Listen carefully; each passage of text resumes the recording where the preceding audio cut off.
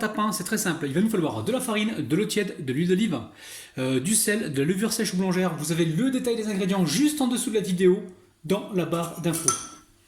Alors, est-ce que la recette est difficile à faire? Non, pas du tout, elle est très facile. Donc là, j'ai dilué la levure sèche ou boulangère dans l'eau tiède. Donc je verse le tout directement dans mon saladier. Ensuite, je mets l'huile d'olive. Il n'y a pas plus facile, les amis.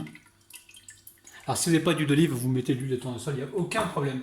Et ici, je vais mettre la farine. Hop là. Donc la farine et le sel. Vous avez vu, il y avait une cuillère à café de sel qui était proche de la farine. Et comme la farine est blanche aussi, on ne la voit pas forcément tout de suite. Donc là, je vais faire le mélange au robot et on va pétrir pendant environ 2 minutes. Alors, vous allez pouvoir faire le mélange donc à la main. Allez hop, on pétrit. Donc ça y est les amis, la pâte est prête. Maintenant, on va la débarrasser et la laisser donc reposer. Pendant. Il faut que ça gonfle, il faut que ça double voire triple de volume. Donc je vais amener ça au soleil, il fait un super beau soleil dehors. Donc je vais couvrir ça avec un plastique et j'amène ça donc au soleil à gonfler pendant environ on va dire 45 minutes. Alors juste avant je vais vous annoncer donc la quantité des ingrédients que j'ai mis à l'intérieur. Donc j'ai mis 240 g de farine, 150 g d'eau tiède.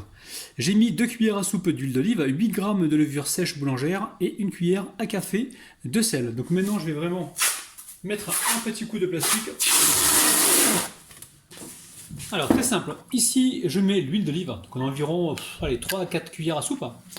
Aussitôt on vient mettre ici l'oignon que j'ai coupé en petits cubes et ici la demi-courgette. Vous allez voir cette recette elle est simplissime. Alors on met tout ça dedans. En même temps on va mettre le bœuf haché, donc bœuf haché j'ai 250 g. Et aussitôt on va venir donc assaisonner avec du poivre. On a du sel rose et du paprika. Après, vous mettez les épices que vous aimez, les amis. Allez, on mélange comme il faut. On va cuire ça pendant environ 7 minutes. Allez, après 8 minutes environ, des fois ça peut être 10 minutes, je récupère ici un petit peu de moutarde. Donc là, j'ai environ une cuillère à café.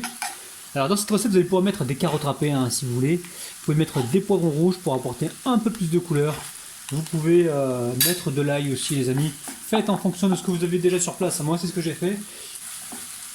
J'ai juste ouvert donc mon frigo, regardé un petit peu ce qu'il y avait à l'intérieur et je me suis servi pour faire donc cette recette. Allez, on va pouvoir passer. Alors la pâte elle a bien reposé. Alors si vous êtes en hiver les amis, n'hésitez pas à laisser votre pâte un peu plus longtemps pour que ça gonfle bien.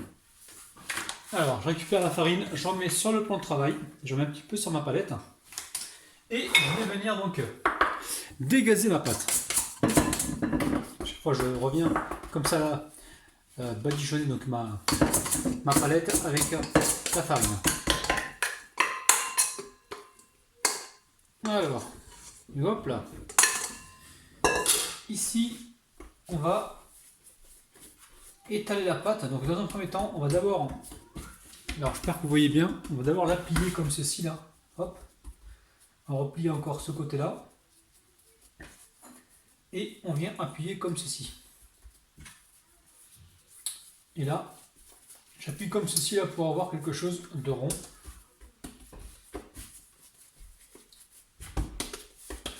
Alors je récupère le rouleau. Où est-ce qu'il est le rouleau? Il est là. On va également le fariner. On utilise juste la farine qu'on en a sur le plan de travail. Ça sert à rien d'aller en rajouter encore plus. Et là, on va venir étaler. Donc il faut étaler un peu plus grand que le moule que vous avez. Donc là, c'est un moule en verre qui fait environ 28 cm. Je l'ai légèrement huilé. Allez, on récupère donc la pâte à l'aide du rouleau. Ici, je dépose mon plat légèrement huilé et je vais venir comme ça mettre ma pâte dedans. Alors, veillez à ne pas la faire trop fine la pâte. Donc là, on va essayer de faire des bordures. Alors, on va récupérer ici de la pâte et on va venir comme ça la mettre donc comme ceci là pour former une belle bordure. Alors là, je pense que je l'ai étalée un petit peu plus fine que prévu, mais bon, c'est pas grave. Vous, de votre côté, essayez de gérer pour pas qu'elle soit trop fine. Alors, idéalement, ça serait bien de la laisser donc reposer encore une fois, environ 15 minutes, avant de mettre la garniture. Alors, on appuie comme ceci, on forme la bordure. Alors ensuite, vous appuyez donc l'intérieur pour avoir quelque chose de bien droit. On appuie comme ceci. Hein. Si on voit que ça colle trop, ses doigts dans la farine, et on continue. Alors quand c'est fait, je viens ici avec ma fourchette. Je fais quelques trous hein, pour éviter que ça gondole pendant la cuisson. Je vais faire des trous aussi sur le côté. Allez, on va pouvoir passer donc à la suite. Alors nous avons ici 3 œufs. On va mettre environ 10 centilitres de lait. Pas plus. On va venir mélanger. Alors on va saler légèrement et poivrer. Donc sel de l'Himalaya, donc sel rose. Alors la dernière fois on m'avait dit... moi j'avais dit que j'avais acheté ça 2 euros. Mais je crois que c'est 500 grammes. Voilà, c'est 500 grammes pour 2 euros. Hein. Et franchement, ce sel-là, il est terrible parce qu'il y a tous les nutriments qui sont encore conservés à l'intérieur. Hein. Contrairement au sel blanc qui sont complètement dépourvus. Allez, ici on va mettre un petit peu de poivre. N'oublie pas le fromage râpé. Alors, fromage râpé. On va mettre 2 poignées, les amis. 2 poignées de fromage râpé. Alors. Allez, on va pouvoir mélanger rapidement. Je mets ça de côté pour l'instant. Ici, je récupère donc mon fond de tarte. En même temps, je récupère la viande que j'ai laissé complètement refroidir.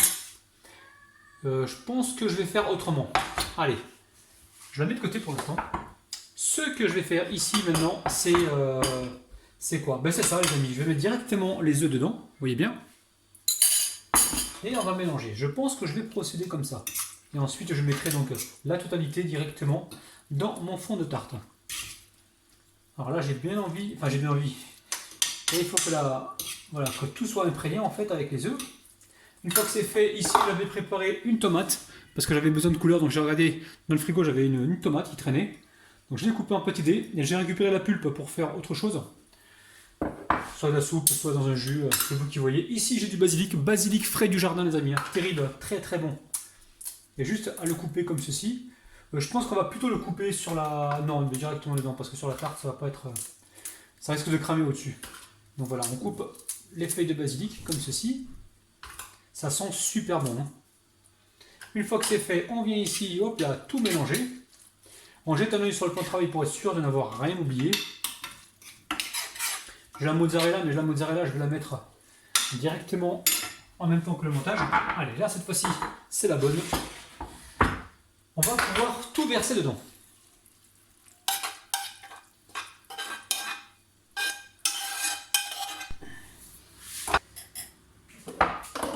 Alors, je récupère ici les mozzarella. D'abord, je vais étaler comme ceci. Alors, on va pousser un petit peu comme ça là, pour répartir les œufs, parce que je vois que ça part d'un côté et pas de l'autre. Alors, on est bien. Alors, une fois que c'est fait, ici on récupère la mozzarella et on vient la disposer comme ceci. Alors, on va la disposer vraiment comme vous le souhaitez, les amis. Moi, je la dispose comme ça. Et après, vous voyez de l'autre côté. Basilic, tomate, mozzarella, viande hachée, ça peut faire que le bonheur de vos papilles, les amis. Alors, on va éviter de les casser. On va les prendre avec souplesse et délicatesse. Alors juste avant d'enfourner, on va venir appuyer comme ça. Alors évidemment, vous allez pouvoir pré-cuire cette pâte, hein, si vous voulez quelque chose d'encore plus croustillant. Vous pré-cuisez votre pâte et ensuite vous mettez la garniture.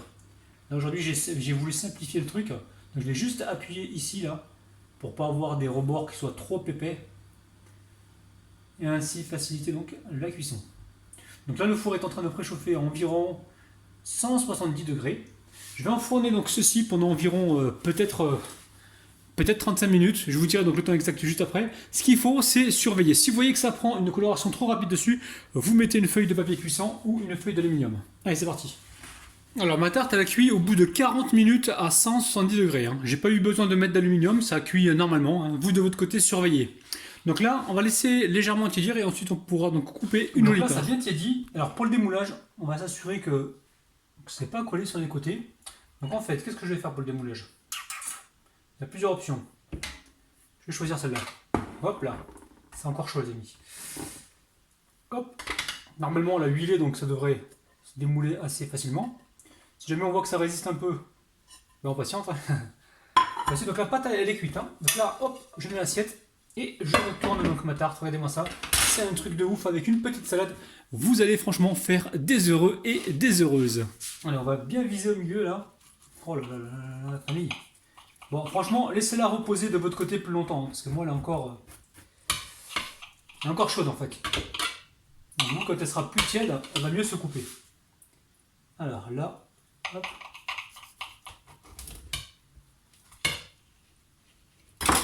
Allez, je récupère. Voilà, j'ai fait le basique.